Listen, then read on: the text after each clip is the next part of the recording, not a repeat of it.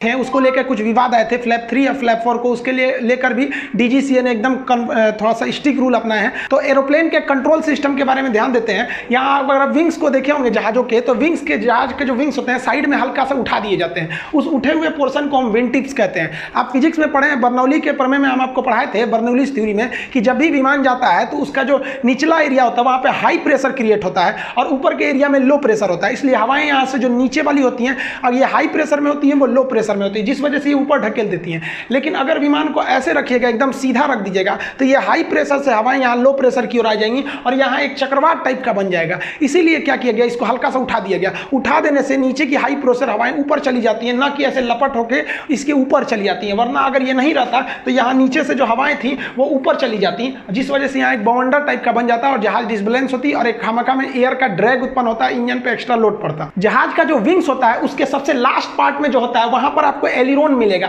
ये एलिरोन्स क्या होते हैं सब, ये बहुत महत्वपूर्ण भूमिका निभाते हैं जहाज को रोल करने में। रोल का मतलब होता है इस वहीं पे जहाज ऐसे हल्का सा जहाज में बैठिएगा ना, तो कभी रोल करेगा तो आपका सीट ऐसे झुक जाएगा, ऐसे झुकेगा ना तो नीचे की जमीन दिखेगी, इधर के वाला आसमान दिखेगा, इधर का कुछ जमीन वगैरह नहीं दिखता है। तो इस घटना को कहते हैं रोल कराना। इस रोल कराने के लिए जहाजों का एकदम साइड का पोर्शन ये जो होता है, ये एलिरोन्स, ये महत्वपूर्ण होता है। इस एलिरोन्स की मदद से आप यहाँ देखिए जहाज हल्का सा बैंड हो गया, देखिए मुड़ेगा नहीं, घूमेगा नहीं, रोल करेगा, वहीं चलेगा सीधा लेकिन हल्का सा ऐसे रोल कर जाएगा। घुमाने के लिए अलग चीजें आते हैं सब। इसको जो होता है एलिरोन्स को घुमाने के लिए यहाँ पर आप देखेंगे योड दिया गया रहता है। इसको दाहिने करेगा तो दाहिने घूमेगा, बाएं करेगा तो बाएं घूम जाता है। इसमें घुमाया कैसे जाता है, एलिरोन्स की खासियत होती है, एक अगर ये एक ऊपर की ओर उठेगा तो एक नीचे की ओर उठ जाएगा। जिधर घुमाना है, अगर आप इसको बाएं करिएगा तो बाएं साइड का एलिरोन ऊपर उठ जाएगा। ऊपर उठने से हवाएं उस पर ढकेलने लगेगी तो इधर का पोर्शन स्लो हो जाएगा, इधर का पोर्शन थोड़ा सा फास्ट होने लगता है। तो ये योग द्वारा कंट्रोल किया जाता है एलिरोन्स को। देखिए जहाज का जो अगला हिस्सा होता है उस पर लोड ज्यादा होता है, पिछला हिस्सा पे कम लोड होता है, आगे में इंजन वगैरह होते हैं, इस वजह से जहाज आगे गिर जाएगा, उसका थुथुर ना नीचे गिर जाएगा। इसलिए पायलट जो होता है इस योग द्वारा उसको उठा के रखता है। अब आप बताइए पायलट मान लीजिए 1 घंटे की फ्लाइट जा रहा है तो 1 घंटा तक ऐसे खींच के रखेगा कि उठा रहा है ना, तो उसका नोज डाउन हो जाएगा, थुथुर नीचे गिर जाएगा। इसलिए जहाज को स्टेबल रखने के लिए, बराबर रखने के लिए एक स्टेबलाइजर का प्रयोग किया जाता है। इसके हम लोग स्टेबलाइजर कहते हैं। ये 2 टाइप के होते हैं, एक होता है खड़ा स्टेबलाइजर जिसे हम वर्टिकल भी कहते हैं, एक ऐसा होता है जिसे हम कहते हैं हॉरिजॉन्टल। ये जो पीछे का देख रहे हैं ये वाला एरिया जो ऐसे खड़ा है, ये क्या है, ये भी स्टेबलाइजर है। जो छोटा सा डायना निकला है ये भी स्टेबलाइजर है। अगर ये गलती से हवा के प्रेशर से टूट गया, एक विमान का स्टेबलाइजर ऊपर वाला वर्टिकल स्टेबलाइजर टूट गया था, तो विमान को गिरना फिक्स है। यही विमान को स्टेबल करके रखता है। तो जो ऐसे है पिछला डायना छोटका,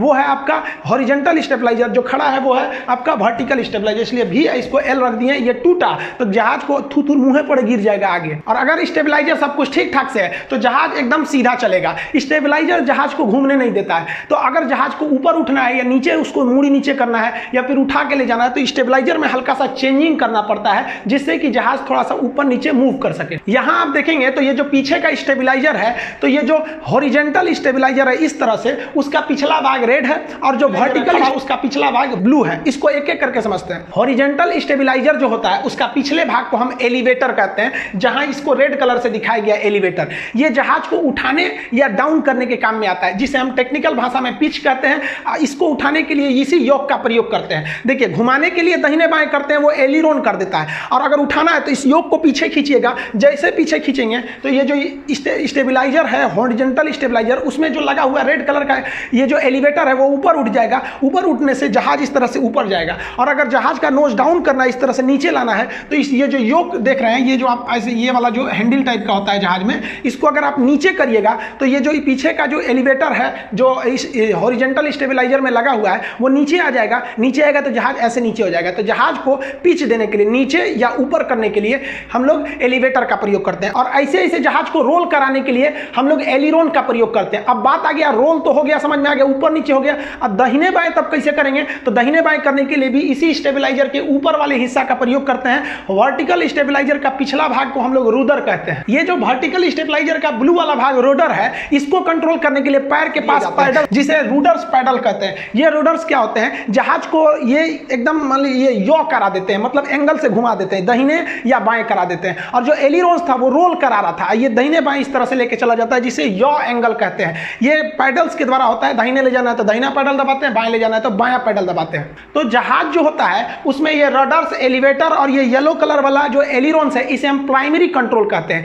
ये बहुत जरूरी है, नहीं तो जहाज ही उलट जाएगा। अब इसके अलावा कुछ सेकेंडरी कंट्रोल आते हैं जो स्पीड को कंट्रोल करने में मदद करते हैं। देखिए हवा में उड़ रहे जहाज का स्पीड कम करना है तो कैसे कम करिएगा, तो हवा में उड़ रहे जहाज के स्पीड को कम करने के लिए स्पॉइलर का प्रयोग करते हैं। स्पॉइलर एक ब्लेड नुमा आकृति होती है जो विंग्स के ऊपर की ओर खुल सकती है। यहां आप देख रहे हैं ये वाला पार्ट जो है स्पॉइलर है, ये नीचे नहीं जा सकता, ऊपर ही खुलता है ये स्पॉइलर। ये क्या करता है, रिड्यूस कर देता है, स्पीड को भी रिड्यूस करेगा।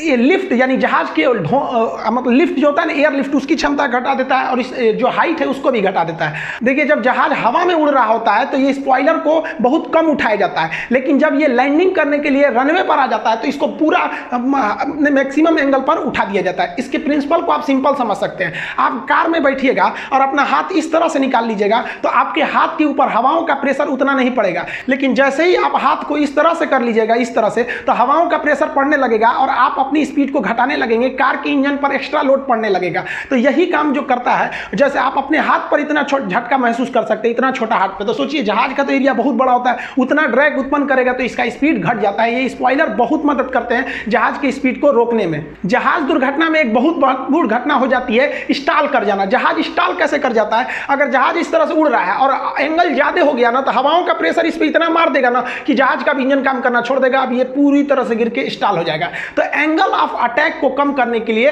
स्लेट लगा दिया जाता है। स्लेट क्या होता है, विंग्स के अगले भाग पर लगाए जाते हैं। ये विंग्स है तो यहां देखेंगे अगले भाग पर ये थोड़ा सा ऊपर नीचे फ्लक्चुएट कर सकता है, हल्का सा ये करता है। यहां हम बना दे रहे हैं, ये जो होता है ये वाला हिस्सा स्लेट होता है। यहां आप देख रहे होंगे ये हल्का सा नीचे हो गया है। ये क्या करता है, ये अपने एरिया को घटा बढ़ा सकता है। अगर एंगल ऑफ अटैक ज्यादा है तो ये थोड़ा सा घूम जाता है या उठ जाता है। तो ये बहुत महत्वपूर्ण भूमिका निभाता है लैंडिंग के समय भी और टेक ऑफ के समय भी। यही जो होता है ना, जहाज के विंग्स का आगे का सरफेस एरिया जो है थोड़ा सा बढ़ा घटा देता है। जैसे मान लीजिए आगे से हवा ज्यादा आ रही है तो ये सिकुड़ जाएगा, फैल जाएगा, तो ये स्टॉल को रोकने में मदद करता है ये स्लेट। अब जो सबसे महत्वपूर्ण चीज होता है वो होता है फ्लैप्स। फ्लैप्स जो होते हैं बहुत महत्वपूर्ण चीज होते हैं ये फ्लैप्स। ये जहाज के विंग्स के नीचे खुलते हैं। देखिए ये जो है ना, ये स्पॉइलर है ऊपर खुलता है, लेकिन यहां अगर आप देख रहे होंगे तो एक चीज है जो नीचे की ओर खुल गई है, इसको हम लोग कहते हैं फ्लैप्स। ये एंगल पर झुकती है, थोड़ा सा खोलना है या ज्यादा खोलना है, ये मैक्सिमम 40 डिग्री के फ्लैप्स पर जा सकती है, जिसे हम लोग फ्लैप 4 कहते हैं। तो ये फ्लैप हो सकता है 4 तक में फ्लैप्स होता है। ये क्या करता है फ्लैप्स, ये बहुत हाई लिफ्ट पैदा करता है, जहाज को लिफ्ट बहुत ज्यादा पैदा करता है, कम ही स्पीड में लिफ्ट पैदा कर देता है। इसलिए इसका प्रयोग हम लोग टेक ऑफ के समय करते हैं, जहाज आराम से उड़ जाए, और लैंडिंग के समय करते हैं। लेकिन एक चीज ध्यान रखते हैं, जब उड़ना रहता है तो जो फ्लैप्स होते हैं ये नीचे की ओर खुलने वाले फ्लैप्स, इसको बहुत कम खोला जाता है, नहीं तो उड़िए नहीं पाएगा। और जब लैंडिंग किया जाता है तो इस फ्लैप्स को मैक्सिमम नीचे की ओर गिरा दिया जाता है, ताकि देखिए ऊपर का जो स्पॉइलर है वो हवा को रोक ही रहा है, और नीचे इसको कर दीजिए पूरा हवा को एकदम रोक देगा, और ये लैंडिंग करने में बहुत महत्वपूर्ण भूमिका निभाता है। ये फ्लैप्स अगर अच्छा से नहीं खुले रहेंगे तो लैंडिंग क्रॉस लैंडिंग हो सकती है, दुर्घटना हो सकता है। अब इस फ्लैप्स जो नीचे की ओर जो फ्लैप्स खुल रहे हैं, इसको खोलने के लिए एक्स्ट्रा फ्यूल खर्च होते हैं। तो कंपनियों पे दबाव है कि आप फ्लैप 3 लैंडिंग करिए। जो एयर एशिया के पायलट है गौरव तनेजा सर, उन्होंने क्या कहा था कि हमारे ऊपर प्रेशर है कि फ्लैप 3 लैंडिंग करिए, मतलब इस फ्लैप को कम खोलिए ताकि फ्यूल कम खाएगा। वो बोले थे कि अगर हम फ्लैप 4 लैंडिंग करेंगे यानी 40 डिग्री तक में लेके चले जाएंगे, ये जो होता है ना फ्लैप लीवर, यहाँ 40 तक का डिग्री लिखा रहता है जिसे हम फ्लैप 4 कहते हैं, मैक्सिमम खोल दीजिएगा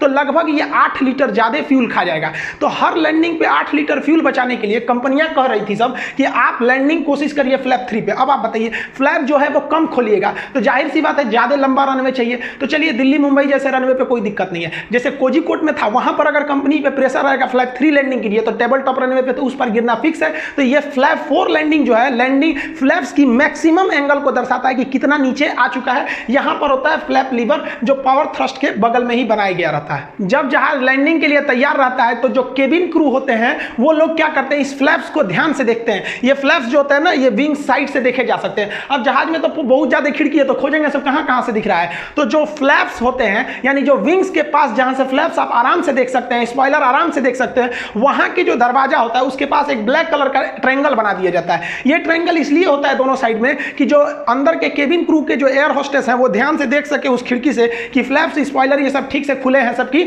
नहीं, क्योंकि ये इनको अच्छे से काम करना जरूरी है। अगर फ्लैप्स ठीक से काम नहीं करेगा तो रनवे छोटा होने की स्थिति में ये थुथुर लेके नीचे चलाएगा और विमान क्रैश हो जाएगा। आग लग गया तो फिर बहुत बड़ी दुर्घटना हो जाती है, आग नहीं लगता है तो थोड़ी दुर्घटना को कम किया जा सकता है। इस सब के अलावे भी कुछ स्पीड ब्रेक्स आते हैं, जैसे यहां आप देखेंगे तो ये इसका जो पिछला हिस्सा है ना विंग्स का, ये देखिए तो ये खुल गया, इसे स्पीड ब्रेक कहते हैं। ये खुल जाता है तो ये ज्यादा ड्रैग पैदा करता है हवाओं का, और उसका जहाज जब लैंड हो जाती है तो ये बंद कर लेता है, एक नॉर्मल जहाज की तरह इसका हिस्सा ऐसा हो जाता है। तो ये स्पीड ब्रेक हो गया। इसके अलावा और क्या प्रयोग किया जाता है, जो इंजन होते हैं उसे रिवर्स मोड पे कर दिया जाता है। रिवर्स मोड पे करेंगे तो यहाँ से इंजन ऐसे खुल जाता है, जहाज का डैने में जो इंजन लगा रहता है वो खुल जाएगा और उल्टा प्रेशर लगाने लगेगा, तो इसे रिवर्स इंजन कहते हैं। ये भी बहुत तेजी से रोक देता है विमान का। और अगर विमानों का स्पीड बहुत ज्यादा है, जैसे स्पेस शटल हो जाते हैं, सब लड़ाकू जहाज हो जाते हैं, तो उसमें पैराशूट दे दिया जाता है। तो ये हमारे हिसाब से जो टेबल टॉप रनवे है उसका दो रास्ता, या तो टेबल टॉप खत्म कर दीजिए, तो भाई टेबल टॉप कोई शौक से थोड़ी बनाता है, मजबूरी है, वहां आगे खाई रहती है जिस वजह से नहीं बन पाता है,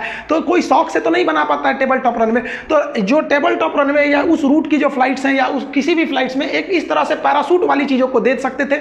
ये थोड़ा सा सस्ता वाला उपाय लगता है पैराशूट के लिए, ताकि एक बड़े से जहाज के लिए पैराशूट का कुछ खास मायने नहीं रखता है। फाइटर एयरक्राफ्ट में तो ये हमेशा प्रयोग किए जाते हैं, ये पीछे के पैराशूट जो उसको आराम से ड्रैग उत्पन्न करे और छोटे से रनवे पे जहाज को रोक सके और दुर्घटना को कम किया जा सके। आई होप आप कंट्रोलिंग सिस्टम समझ गए होंगे। इसके अलावा भी आप गेस किए होंगे तो जहाजों की खिड़कियां मैक्सिमम अंडाकार होती हैं, चौकोर नहीं बनाई जाती हैं, और इसके नीचे एक छोटा सा छेद जानबूझ के बना दिया जाता है। और एक चीज गौर किए होंगे कि जितनी भी जहाजें हैं वो ज्यादातर व्हाइट कलर की पेंट की जाती हैं, भले उनका लोगो चेंज करने के लिए लाल नीला हल्का इधर उधर कॉस्मेटिक पेंट कर दिए जाते हैं, लेकिन ज्यादातर जहाजें व्हाइट ही बनाई जाती हैं। और इंजन में आप ये वाली शेप की इस तरह से देखे होंगे, व्हाइट कलर का एक जलेबी टाइप का बना देता है। इसका मतलब क्या होता है, और सबसे बड़ा चीज क्या है, बर्नौलीज प्रिंसिपल फिजिक्स के हिसाब से जहाज किस तरह से लिफ्ट